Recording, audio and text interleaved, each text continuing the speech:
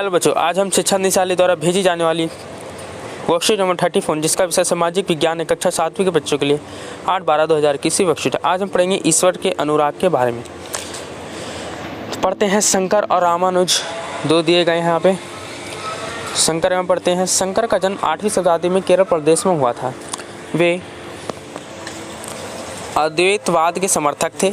अद्वैतवाद के अनुसार जीवात्मा और आत्मा जो परम सत्य हैं दोनों एक ही हैं। उन्होंने यह शिक्षा दी कि ब्रह्म जो एकमात्र या परम सत्य है वह निर्गुण और निराकार है। शंकर ने हमारे चारों ओर के संसार के मिथ्या या माया मानव और संसार का परित्याग करने अर्थात संन्यास लेने और ब्रह्म की सही प्रकृति को समझने और मोक्ष प्राप्त करने के लिए ज्ञान के मार्ग को अपनाने का उपदेश दिया। तो ये थी शंकर की बात। अब रामानुज की बात करते हैं। रामानुज 11वीं शताब्दी में तमिलनाडु में पैदा हुआ था। विशिष्टाद्वैत के सिद्धांत के प्रतिपादित किया। विशिष्टाद्वैत के अनुसार आत्मा परमात्मा से जुड़ने के बाद भी अपनी अलग सत्ता बनाए रखती है। वह विष्णु भक्त अलवान संतों से बहुत प्रभावित थे। उनके अनुसार मोक्ष प्राप्त करने का उपाय विष्णु के प्रति अन्य भक्ति भाव रखना और भगवान विष्णु की कृपा दृष्टि से भक्ति उनके साथ एकाकार होने की प्रमाणन प्राप्त कर सकता था। रामानुज के सिद्धांत ने भक्ति की नई धारा को बहते हुए प्रेरित किया जो परिवर्ती काल में उत्तरी भारत में विकसित हुई। हम पढ़ेंगे बसवन्ना का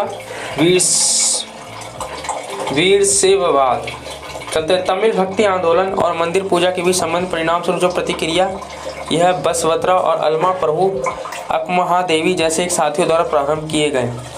वीरशैव आंदोलन में स्पष्ट दिखलाई देती है कि यह आंदोलन 12वीं शताब्दी के मध्य कर्नाटक में प्रारंभ हुआ था। वीरशैव ने सभी व्यक्तियों की समानता के पक्ष में और जाति तथा नारी के प्रति व्यवहार के बारे में ब्रह्मवादी विचारधारा में विरुद्ध अपने प्रबल तर्क प्रस्तुत किए। वह सभी प्रकार के कर्मकांड और मूर्ति पूजा के विरोधी थे।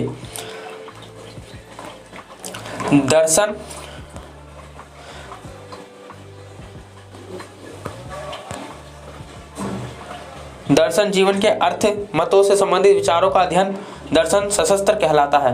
दार्शनिक शब्द फिलोसफी शब्द से आया जिसका अर्थ है ज्ञान के प्रेम करने वाला। कर्मकांड पूजा यज्ञ आदि से धार्मिक कर्म है।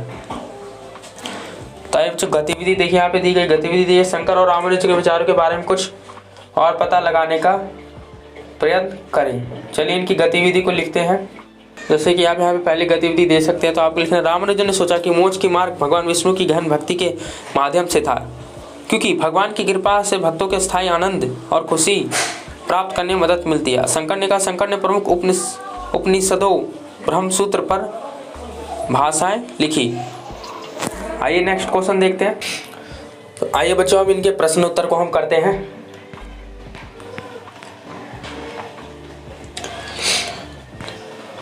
जैसा कि आप देख सकते हैं, पहला प्रश्न, शंकर किसे समर्थक थे? शंकर किसके समर्थक थे? तो शंकर अद्वैतवाद के समर्थक थे। रामानुजन किनसे बहुत प्रभावित थे? रामानुजन विष्णु भक्त अलंबार संतों से बहुत प्रभावित थे।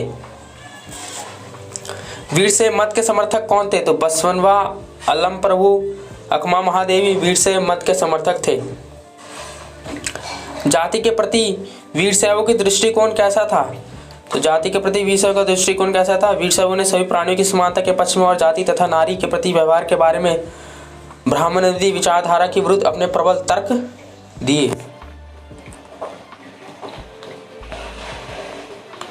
तो प्रबल तर्क क्या यहाँ पे प्रस्तुत किए, जैसा कि आप चौथा आंसर देख सकते हैं। 5 में देखिए बोला गया है, अद्वैतवाद विशिष्टतावाद से किस प्रकार भिन्न है? तो अद्वैतवाद के अनुसार जीवात्मा और परमात्मा जो दोनों एक ही हैं, जबकि विशिष्टवाद के अनुसार आत्मा परमात्मा के जुड़ने के बाद भी अपनी अलग अलग सत्ता बनाए रखती है। इस तरह से बच्चों आपकी पूरी वर्कशीट कंप्लीट होती है। आई होप आप समझे होंगे। तो मिलते हैं अगली वीडियो में नई वर्कशीट के साथ। और चैनल को अभी तक सब्सक्राइब नहीं किया तो सब्सक्राइब कर लीजिएगा, नोटिफिकेशन बेल को प्रेस कर लीजिएगा।